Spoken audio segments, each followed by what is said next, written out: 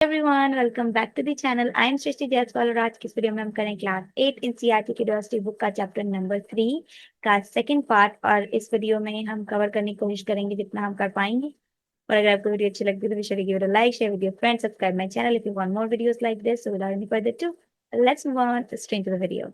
3.4 Disease. What are the causes and the types? 3 ये क्या था? 3.4 में हम देखेंगे कि डिजीज क्या होती है, क्या उनको कॉज करते हैं, किस किस टाइप की डिजीज होती है। A disease is a condition that affects the normal working of mind and body. Disease एक ऐसी चीज है जो हमारी बॉडी की नॉर्मल फंक्शन और माइंड के नॉर्मल फंक्शन को इफेक्ट करती है। It can happen when one or more organs or organ system stop to function properly. ये हो सकता है जब हमारा कोई ऑर्गन अच्छे से काम ना कर रहा हो या फिर हमारा पूरा ऑर्गन सिस्टम कोई हो जो अच्छे से काम ना कर पा रहा हो, तब हमें डिजीज होती है। Some disease are caused by germs like bacteria, viruses, fungus, worms and even by protozoa, single celled organism. Disease बहुत सारी चीजों से हो सकती है, जैसे जर्म्स हो गए, वायरस हो गए, बैक्टीरिया हो गए और सिंगल सेल प्रोटोजोआ की वजह से भी हो सकती है। These disease causing organisms are called pathogens. जो भी चीज हमें डिजीज कॉज करती है हम उनको बोलते हैं पैथोजेंस। अदर डिजीज में रिजल्ट फ्रॉम पुअर न्यूट्रिशन और अनहेल्दी लाइफस्टाइल। कई डिजीज हमारे पुअर न्यूट्रिशन की वजह से भी हो सकती हैं और हम जो अनहेल्दी लाइफस्टाइल जीते हैं उसकी वजह से भी हो सकती हैं। Some disease last for short time. कई डिजीज जो होती हैं बहुत कम टाइम तक रहती हैं, जैसे हमें पता है राइनो वायरस से हमें कोल्ड होता है। कोल्ड लास्ट करता है 5 to 6 days मैक्सिमम, उसके बाद वो अपने आप ठीक हो जाता है। Other disease can last for long time and need regular treatment and care. कई डिजीज जो होती है बहुत बहुत टाइम तक चलती हैं जिसके लिए हमें रेगुलर ट्रीटमेंट और केयर लेना पड़ता है। Disease can be grouped into two major types based on their causes and how they are spread. Disease को हम दो मेजर कैटेगरी में कैटेगराइज कर सकते हैं, एक होती है कम्युनिकेबल और एक नॉन कम्युनिकेबल। इनको हम कैटेगराइज ऐसे करते हैं कि कैसे ये होती हैं और कैसे ये फैलती हैं। कम्युनिकेबल डिजीज वो डिजीज होती है जो किसी के कांटेक्ट से फैलती हैं, अगर हमें वो डिजीज है और अगर हम किसी के कांटेक्ट में आएंगे तो उसे भी वो डिजीज हो जाएंगी। जो भी वायरस से होने वाली इन्फेक्शन होती हैं ये सारी कम्युनिकेबल होती हैं, जैसे होगी HIV। HIV human immunodeficiency virus से होता है। और कॉमन कोल्ड हो गया जो राइनो वायरस से होता है, ये हमारे कम्युनिकेशन से फैलती हैं। और नॉन कम्युनिकेबल डिजीज वो होती हैं जो किसी की भी कम्युनिकेशन मतलब किसी के भी कांटेक्ट से नहीं फैलती हैं। और इन डिजीज का सबसे बड़ा एग्जांपल होता है कैंसर, डायबिटीज एंड एजमा। ये अपनी हमारी इंटरनल प्रॉब्लम्स होती हैं जो हमारे को लाइफस्टाइल, डाइट या फिर एनवायरमेंटल प्रॉब्लम्स की वजह से होती हैं। ये किसी के भी स्प्रेड से नहीं फैलती हैं, तो ये हमेशा ध्यान रखना। दो ही टाइप की कैटेगरी होती है डिजीज में, कम्युनिकेबल एक नॉन कम्युनिकेबल। तो एक और दूसरी बात, we Indians pronounce this as asthma. This is asthma. The correct pronunciation in medical terms is asthma. So next time you pronounce it, make sure you pronounce it as asthma. यहाँ पे हमारे पास पूरा chart दे रखा है कि कैसे communicable disease spread होती हैं और कॉन्टैक्ट के मेथड्स बता रखे हैं यहाँ पे। डायरेक्ट कॉन्टैक्ट से स्प्रेड हो सकती है, हैंडशेक से, किसी के साथ बैठने खाने पीने में, जिसको भी अगर कोई वायरल डिजीज है उसके साथ हम बैठ के खा पी रहे हैं, तो कंटेमिनेटेड वाटर या फूड शेयर कर रहे हैं तो हमें भी प्रॉब्लम हो जाएगी क्योंकि उस फूड और वाटर के अंदर वायरस एंटर कर चुका है। डायरेक्ट एयर से भी स्प्रेड करते हैं, क्योंकि अगर किसी को जुकाम है वो छींके या खांसे तो हमें भी जुकाम हो जाता है। कैसे? क्योंकि जो एयर है उसके अंदर वायरस एंटर कर जाता है, पर जब हम सांस लेते हैं तो वो वायरस हमारे नेजल पैसेज के थ्रू हमारे अंदर एंटर कर जाता है, इससे हमें भी जुकाम हो जाता है। और ये इंसेक्ट्स की वजह से भी फैल सकता है। कई इंसेक्ट्स हमारे को बहुत बड़ी बड़ी बीमारियां देते हैं, जैसे मलेरिया हो गया, डेंगू हो गया, ये मच्छरों को काटने से होता है। जिन इंसेक्ट्स की वजह से इंसानों को बीमारी होती है उन्हें हम कहते हैं वेक्टर्स। तो इन वेक्टर्स की वजह से हमें बीमारी हो जाती है, इंसेक्ट से भी बीमारी फैलती है। कई एनिमल्स जैसे डॉग हो गया, डॉग के सलाइवा में कभी कभी कई इन्फेक्टेड डॉग्स के सलाइवा में एक रेबीज का वायरस होता है, जैसे ही वो डॉग हमें काटते हैं तो वो वायरस हमारी बॉडी के अंदर एंटर कर जाता है और हमें रेबीज हो जाता है, जो कि बहुत ही डेडली है। इसीलिए हम कहते हैं कभी भी आपको कोई एनिमल, वाइल्ड एनिमल काट लेता है तो तुरंत डॉक्टर के पास जाके वैक्सीन लगवानी चाहिए, ताकि वो वायरस तुरंत डॉक्टर के पास जाके आपको वैक्सीन लगवानी चाहिए ताकि वो वायरस खत्म हो जाए। तो आपने देख लिया ये chart. Now we did the chart. अब हम जल्दी जल्दी पढ़ लेते हैं इधर क्या लिखा है। Non-communicable disease. Some disease like cancer, diabetes, and asthma are not caused by pathogens. They do not spread from one person to another. They are usually linked to lifestyle, diet, or environment. कई disease जैसे cancer, diabetes and asthma not asthma, they are cause by pathogens. Pathogens वो जो बीमारी cause करते हैं, micro organisms. ये जो non communicable disease है ये पर्सन टू पर्सन स्प्रेड नहीं करती है। They are usually link to lifestyle. Lifestyle की वजह से हो सकती है, हमारी डाइट की वजह से हो सकती है, या फिर हमारे को एनवायरमेंटल वजह से ये प्रॉब्लम्स हो सकती हैं। अब हम करते हैं communicable disease. Communicable disease, disease are caused by pathogens, pathogens बीमारी का कॉज करने वाले माइक्रो ऑर्गेनिजम्स, इनको हम कहते हैं communicable disease. They can spread from one person to another, ये जो होती है हमारे को एक पर्सन से दूसरे पर्सन के कॉन्टेक्ट से हो जाती है। अभी मैंने आपको एक्सप्लेन कर दिया बहुत अच्छे से। फॉर एग्जाम्पल, कम्युनिकेबल डिजीज का एग्जाम्पल है typhoid, dengue, flu, chicken pox and कोविड-19। इसका और सबसे सबसे खतरनाक जो कम्युनिकेबल डिजीज है उसका एग्जाम्पल है एड्स, HIV। ये भी वायरस की वजह से होती है और it is a communicable disease. तो ये हमने कर लिया। अब हम करते हैं next paragraph again. In recent year, non-communicable disease (NCDs) like heart disease, diabetes, cancer have become more common in India. Recent year में हमने देखा है NCDs मतलब जो नॉन कम्युनिकेबल डिजीज हैं, जैसे कैंसर, डायबिटीज, हार्ट प्रॉब्लम्स, ये इंडिया में बहुत कॉमन हो रही हैं। This is happening because of change of how people live. ये हो रहा है कि हम कैसे जी रहे हैं, हमारे जीने की तरीके में बहुत डिफरेंस आ गया है। जैसे पहले के लोग जो थे वो कितना काम करते थे, खेतों में काम करते थे, बाहर काम करते थे, इस वजह से वो बहुत हेल्दी रहते थे और वो ज्यादा जीते थे हम लोगों से। Such as eating more processed food, हम लोग आजकल बहुत प्रोसेस्ड फूड खा रहे हैं, इस वजह से भी ये हो रहा है। गेटिंग लेस एक्सरसाइज, हम लोग मुश्किल से ही कुछ भी एक्सरसाइज कर रहे हैं।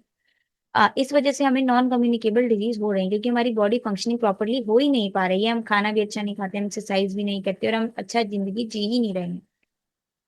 Most death in India are caused by NCD. हमारे इंडिया में जो भी डिजीज से डेथ हो रही है उसमें से मेजोरिटी जो डेथ्स हो रही हैं वो एनसीडीज की वजह से हो रही हैं। Understanding difference between these two types help us know how disease are spread and how to prevent them. जब हम कम्युनिकेबल और नॉन कम्युनिकेबल डिजीज के बीच का डिफरेंस जानते हैं तो हमें ये भी पता लगता है कि ये डिजीज होती कैसे हैं और इनको कैसे प्रिवेंट किया जाए।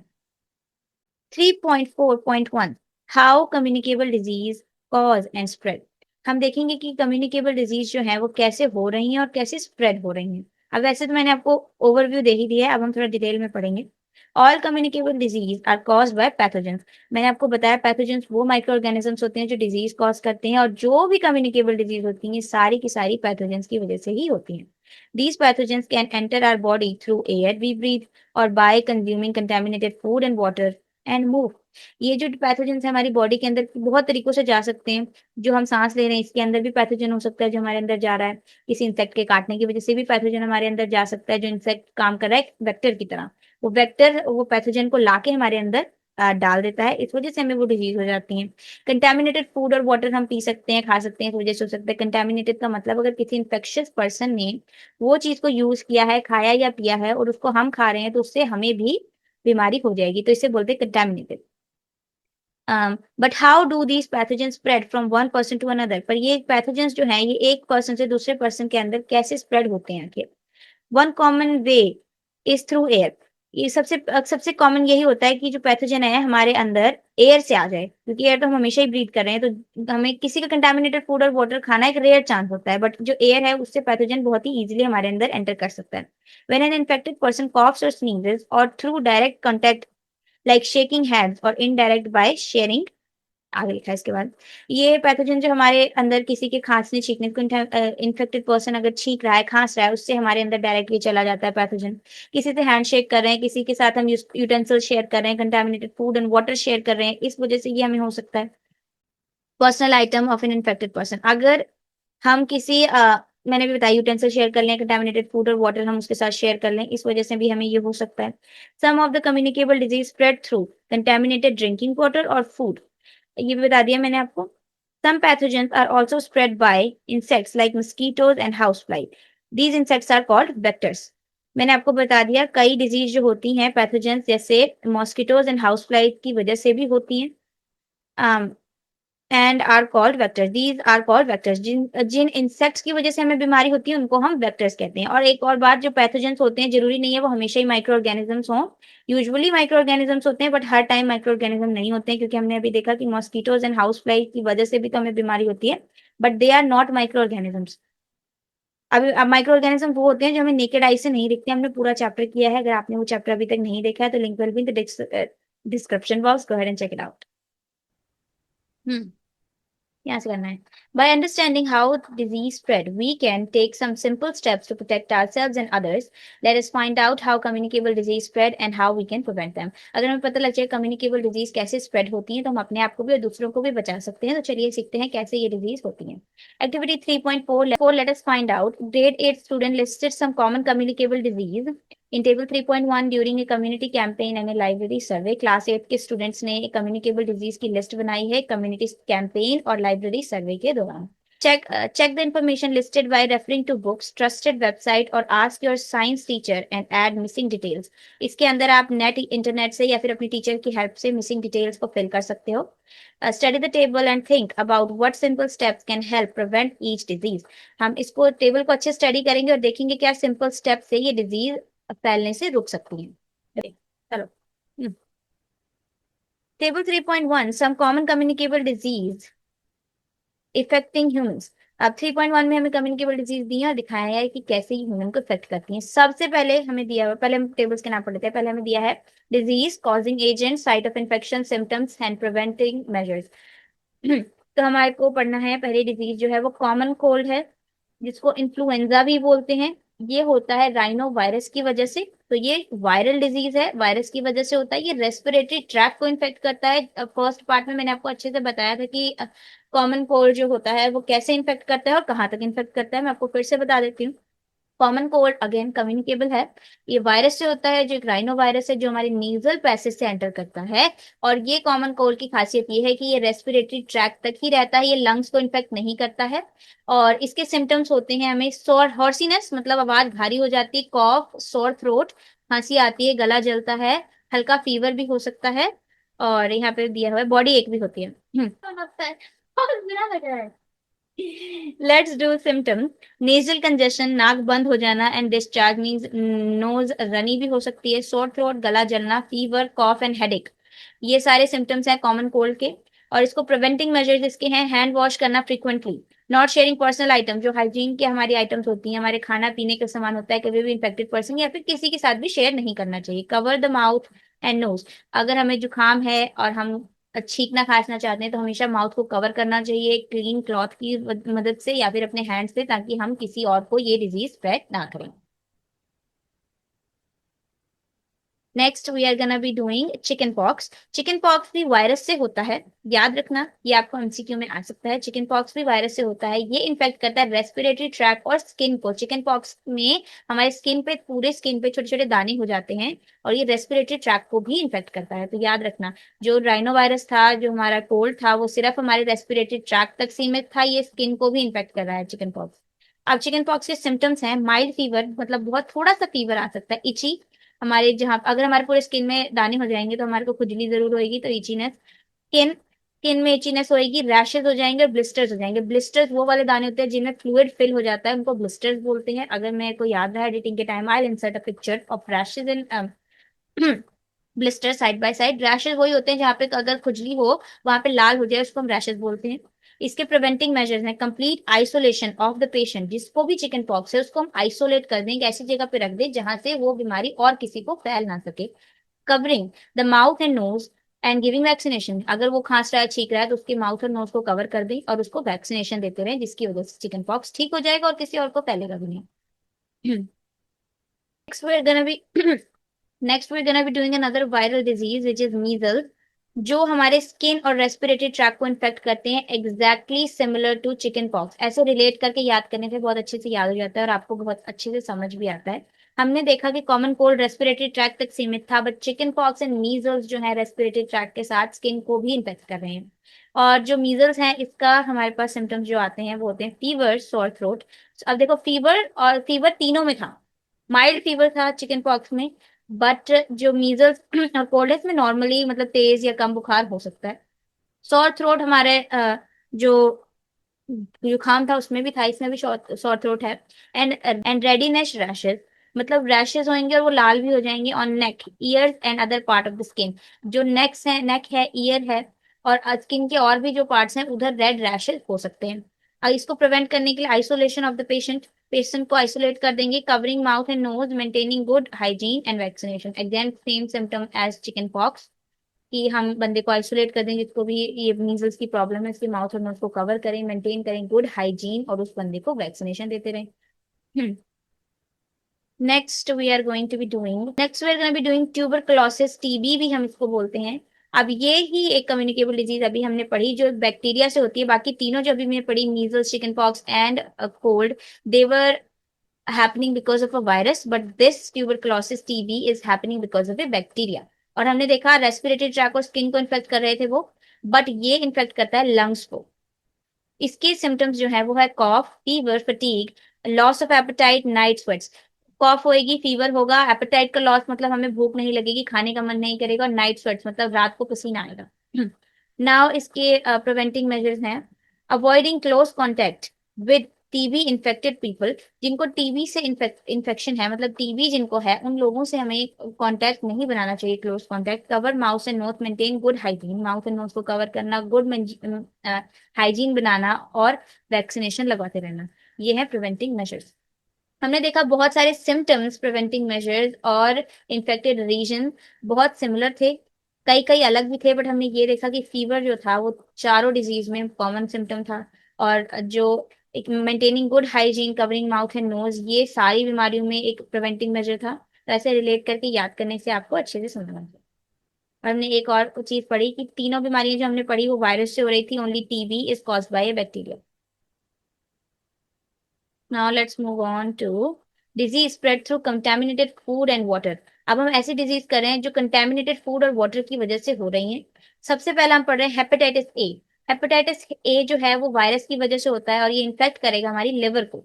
अब इसके सिम्टम्स जो होंगे, फटीग मतलब फटीग, थकावट हो जाना, फीवर, फीवर अगेन फीवर, फिर एक कॉमन सिम्टम आ रहा है, लॉस ऑफ एपेटाइट, इसमें भी होगा, मतलब खाने का मन नहीं करेगा, नौजिया मतलब चक्कर आना, उल्टी जैसा मन होना, एंड वॉमिटिंग, वॉमिटिंग उल्टे जो जॉन्डिस, पीलिया हो जाना।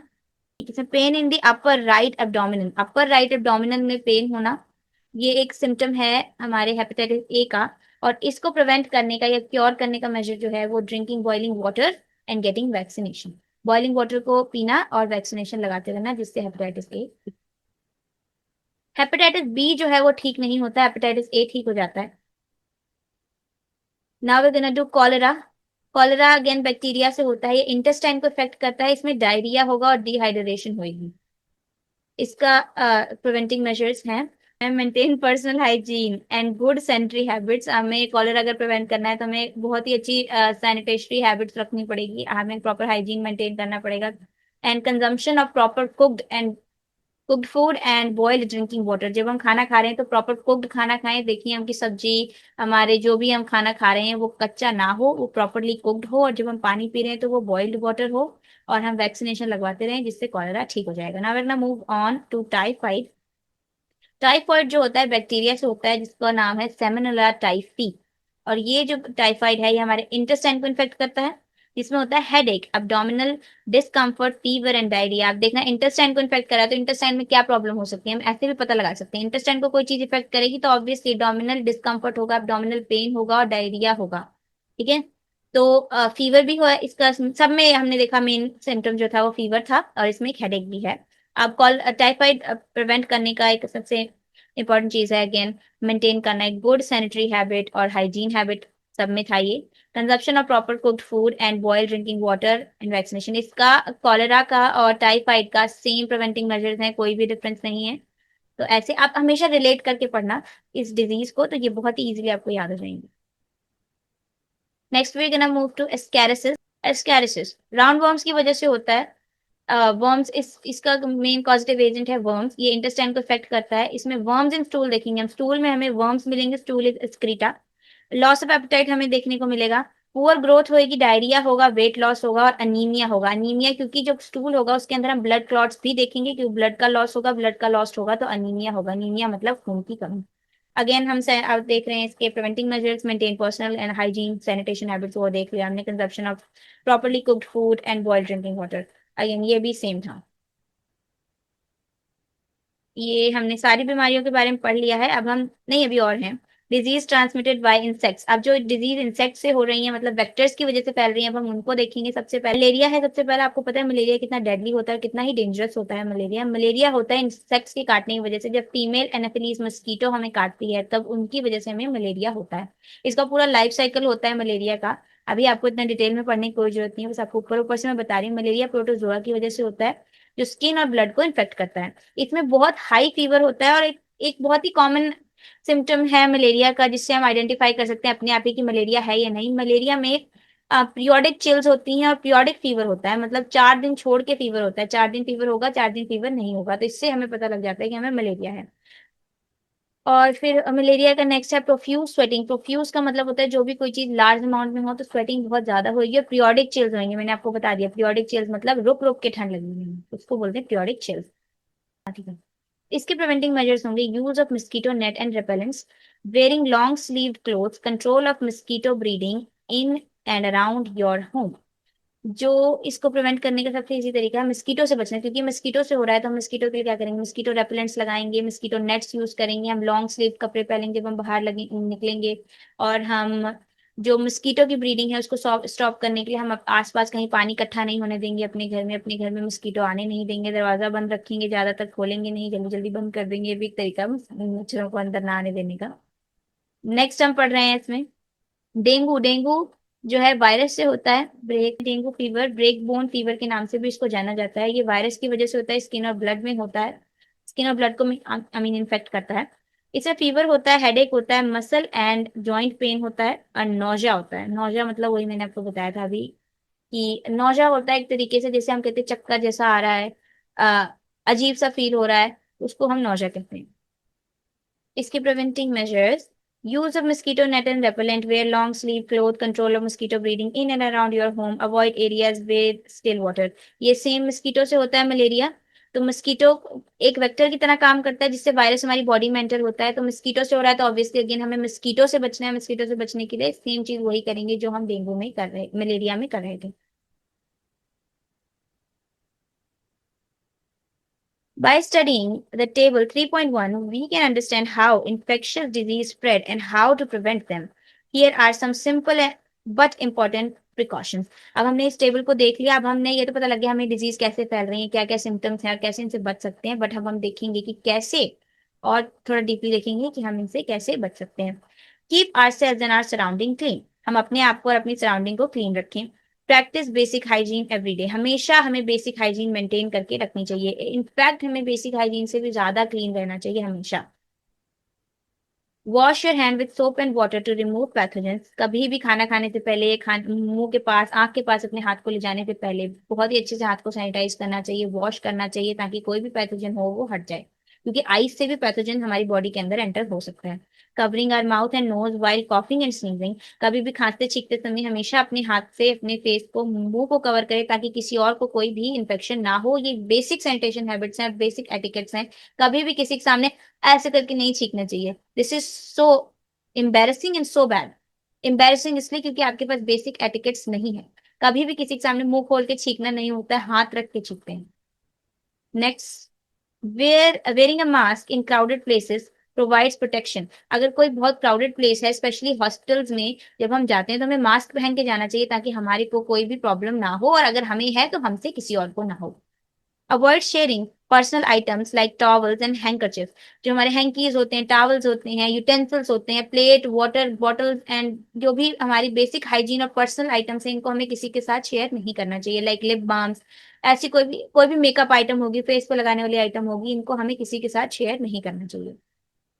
इनफैक्ट हमें अपने ग्लासेस भी किसी के साथ शेयर नहीं करने चाहिए, क्योंकि अगर किसी को कोई प्रॉब्लम है तो आइस से भी पैथोजन फैल सकते हैं। Keep our home food and water clean. हमेशा अपने घर को, खाने को और पानी को एकदम साफ रखना चाहिए। Stay at home and resting when we are unwell helps the body recover and minimalize spreading the disease to other. अगर हमें कोई बीमारी है, कोई भी हमें इन्फेक्शियस डिजीज हो गई है, तो हमें अपने घर में रह के हमारी बॉडी को रेस्ट देना चाहिए, ताकि बॉडी का अच्छे से हील हो सके और कोई भी बीमारी जो हमें है वो किसी और को ना फैले।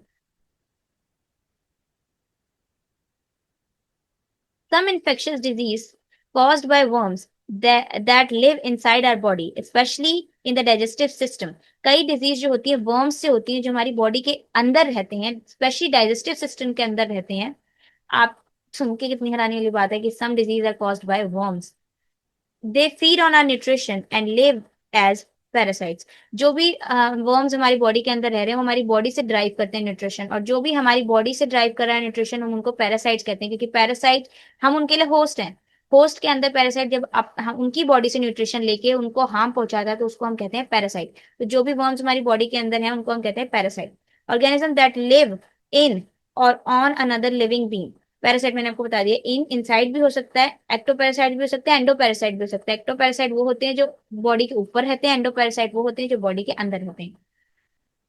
Those worms usually spread through contaminated food, water, soil और contact with infected person और animal। ये जो worms होते हैं हमारी बॉडी के अंदर कैसे आते हैं? ये हमारे अंदर आ सकते हैं फूड से, कंटेमिनेटेड फूड होगा, वाटर होगा, सॉइल होगी, कॉन्टेक्ट विद इन्फेक्शन पर्सन और एनिमल। इस तरीके से ये हमारी बॉडी के अंदर आ सकते हैं। अगर किसी को ये प्रॉब्लम है हम उसके कांटेक्ट में आते हैं तो हमारे अंदर भी ये वर्म्स आ जाते हैं। Next let's do 3.4.2, how are non communicable disease caused. Non communicable disease जो है अब ये कैसे होती है? अब हमने कम्युनिकेबल के बारे में सारा देख लिया, अब हम देखेंगे नॉन कम्युनिकेबल के बारे में। You learned that non-communicable disease like cancer, diabetes and asthma are linked to lifestyle, diet और environment। हमने देखा कि जो कैंसर, एजमा एंड डायबिटीज जैसी बीमारी है नॉन कम्युनिकेबल, ये हमारी लाइफस्टाइल और डाइट और एनवायरनमेंट से रिलेटेड है। They are most common cause of death in India, हमने ये भी देख लिया। In grade 6 you also learn about disease like scurvy, anaemia and goitre. आपने ग्रेड 6 में इन डिजीज के बारे में भी पढ़ा है। तो अब हम आगे और नॉन कम्युनिकेबल डिजीज के बारे में अब पढ़ेंगे। What will happen if I take excess amount of iodine. क्या होगा अगर हम एक्सेस अमाउंट ऑफ आयोडीन ले लें? हम हमेशा सोचते नहीं है कि क्या होगा अगर हम ये ज्यादा ले लें, क्योंकि बहुत सारी चीजें होती हैं जो हम बॉडी में एक्सेसिव अमाउंट में अगर कंज्यूम करें तो हमें बहुत सारी प्रॉब्लम हो सकती है। अगर एक्सेसिव शुगर हम खा रहे हैं तो हमें डायबिटीज हो सकती है। अगर हम और भी कोई चीज एक्सेसिव अमाउंट में यूज कर रहे हैं तो हमारी बॉडी को प्रॉब्लम्स हो सकती हैं। तो क्या होगा अगर हम एक्सेसिव अमाउंट ऑफ आयोडीन ले लें? गूगल करो अभी और कॉमेंट सेक्शन में मुझे इसका आंसर बताना। which are caused by lack of which are caused by lack of specific nutrients in diet। जो नॉन कम्युनिकेबल डिजीज होती हैं, हमने अभी देखा स्कर्वी, एनीमिया और गेट्रे, ये जो होती हैं ये हमारे किसी स्पेसिफिक न्यूट्रिएंट की कमी की वजह से होती हैं जो हमारी डाइट में कम रह जाती हैं, उसकी वजह से हमें ये प्रॉब्लम हो सकती है। These are called deficiency disease. इन डिजीज को हम बोलते हैं डिफिशियंसी डिजीज। मतलब ये हम जैसे हम कहते हैं विटामिन डी की कमी से हमारी बॉडी में ये कमी हो रही है, विटामिन सी की वजह से ये कमी हो रही है। हाँ, इस कमी की वजह से हमारी बॉडी में ये प्रॉब्लम हो रही है, तो इनको हम कहते हैं डिफिशियंसी डिजीज। अगर हमारे अंदर विटामिन B12 की कमी है तो हम B12 ले लेंगे, हमारे अंदर वो कमी पूरी हो जाएगी और ये प्रॉब्लम ठीक हो जाएगी। And they are also non communicable disease because ये हमारी बॉडी के अंदर की कमी है, ये हम किसी और को स्प्रेड नहीं कर सकते। हमें B12 की कमी है तो क्या हम किसी और को भी B12 की कमी दे देंगे? तो ये नॉन कम्युनिकेबल डिजीज होती है क्योंकि ये स्प्रेड नहीं होती। Disease such as cancer, diabetes, asthma may often persist for long time, more than 3 months, and they are refer to as chronic disease. जो भी डिजीज होती हैं जैसे कैंसर, डायबिटीज एंड एजमा जो 3 महीने से ज्यादा तक रहती हैं, इनको हम कहते हैं chronic disease. Diabetes is a common disease which is becoming more prevalent in adult as well as children's. In fact, India now has one of the highest number of people with diabetes in the world. Diabetes दिन ब दिन बहुत common होती जा रही है adults and children's में। In fact India में highest number of diabetic patients हैं। Often develop due to combination of hormonal imbalance. जो डायबिटीज होती है, इंसुलिन जब हमारी बॉडी प्रोड्यूस करना बंद कर देती है उस वजह से हो जाती है। ये हार्मोनल इम्बैलेंस की वजह से भी हो सकती है, unhealthy eating habit, lack of physical exercise, being overweight, obese और अदर रीजन की वजह से भी हो सकती है। अगर हम अनहेल्दी खा रहे हैं, हम फिजिकल एक्टिविटीज नहीं कर रहे हैं, हम ओबीस हैं, ओवरवेट हैं और बहुत सारे और रीजन की वजह से भी हमें डायबिटीज हो सकती है। Let us learn about the cause of non-communicable disease and their prevention। अब हम नॉन कम्युनिकेबल डिजीज के बारे में और जानेंगे और उनके प्रिवेंशन भी जानेंगे। एक्टिविटी 3.5, लेट अस सर्वे। नंबर 1 पॉइंट हमारा है find out 3 most common lifestyle related disease in are neighbourhood. ये एक्टिविटी है, आप अपने नेबरहुड में देखो कि कौन सी बहुत कॉमन लाइफस्टाइल रिलेटेड डिजीज है। Next we gonna do the next point. Take a doctor, nurse, नहीं not take a doctor, nurse. Next point, talk to a doctor, nurse, health worker, or even a family member who knows about health and what kind of lifestyle changes can help prevent or manage these diseases। अब जो आपने disease के बारे में पता लगाया, doctor, nurse या health care worker या फिर अपने फैमिली किसी मेंबर से पता लगाओ कि इन डिजीज को हम कैसे बदल सकते हैं, कैसे इनको चेंज कर सकते हैं, कैसे प्रिवेंट कर सकते हैं और किस वजह से ये डिजीज हमें हो रही है। नेक्स्ट पॉइंट है, you can also consult trusted health website, books, teachers and doctor. आप इसके लिए ट्रस्टेड हेल्थ केयर वेबसाइट पे भी जा सकते हो, आप बुक्स पढ़ सकते हो, टीचर्स और डॉक्टर से बात करके भी पता लगा सकते हो। Next we gonna do table 3.2, जिसमें हम लाइफस्टाइल रिलेटेड डिजीज के बारे में पढ़ेंगे और जानेंगे।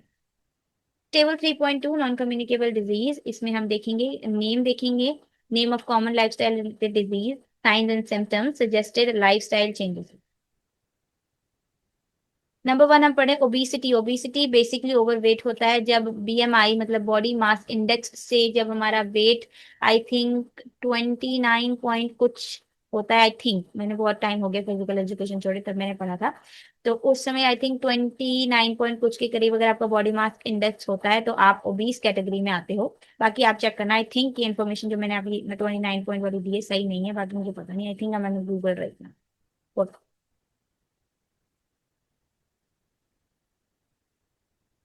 Body mass index of an obese person.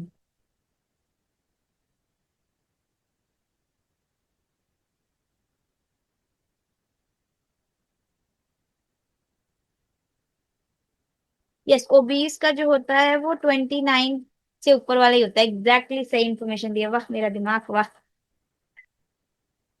अब नेक्स्ट वे करना टू डायबिटीज। अच्छा हाँ, ओबेसिटी मैंने बता दिया आपको, ओवरवेट होता है और बॉडी मास इंडेक्स 29.9 से ऊपर होता है, तब हम उस बंदे को ओबीस कैटेगराइज करते हैं। Eating a balance diet and exercising regularly से हम ऐसे लाइफस्टाइल चेंजेस हम कर सकते हैं जिससे हमारी ओबेसिटी ठीक हो जाएगी। अगर हम रोज एक्सरसाइज करेंगे, बैलेंस डाइट कंज्यूम करेंगे तो हमारी ओबेसिटी ठीक हो जाएगी। नंबर 2 विद डूइंग डायबिटीज, इसके साइन है फ्रीक्वेंट यूरिनेशन, ज्यादा यूरिनेशन होना, एक्सेसिव थ्रस्ट, ज्यादा प्यास लगना, loss of weight, weight loss होना, टायर्डनेस, हमेशा थकान रहना, स्लो हीलिंग, अगर हमें कहीं चोट लग जाए और उसका ठीक होने में बहुत टाइम लगे उसको, तो हम उसको भी एक साइन और सिम्टम बोलते हैं डायबिटीज का। समझ सकते हो आप, frequent urination, excessive thirst, loss of weight, tiredness and slow healing are symptom of diabetes. Diabetes को अगर एक बार हो जाए तो ऐसा ठीक करने का कोई तरीका नहीं होता है। इसका कोई इसीलिए लाइफस्टाइल चेंजेस दिया भी नहीं हुआ है, बट अगर आपको लाइफस्टाइल चेंजेस डायबिटीज को प्रिवेंट करना है तो हमेशा again eat balance and healthy diet, exercise regularly, obese नहीं होना है, शुगर ज्यादा कंज्यूम नहीं करनी है, बट एकदम बिल्कुल ऐसा भी ना करो कि बिल्कुल ही कंज्यूम नहीं करनी है। बहुत कम क्वांटिटी में आप शुगर कंज्यूम कर सकते हो। नेक्स्ट हम कर रहे हैं high blood pressure. High blood pressure को हम हाइपरटेंशन भी कहते हैं। इसमें हमारा हार्ट जो है बहुत रैपिडली पंप करता है, जिससे हमें नौजा होएगी, डिजीनेस होएगी और बहुत बुरा लगेगा, घबराहट होगी। इसको हाई ब्लड प्रेशर कहते हैं।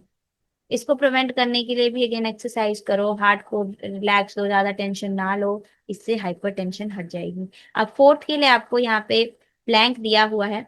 इस ब्लैंक्स में आप एक नई डिजीज जो भी आपको लग रहा है नॉन कम्युनिकेबल डिजीज है, इसके बारे में जानो और यहाँ पे लिखो और मेरे को भी कमेंट सेक्शन में जरूर बताना।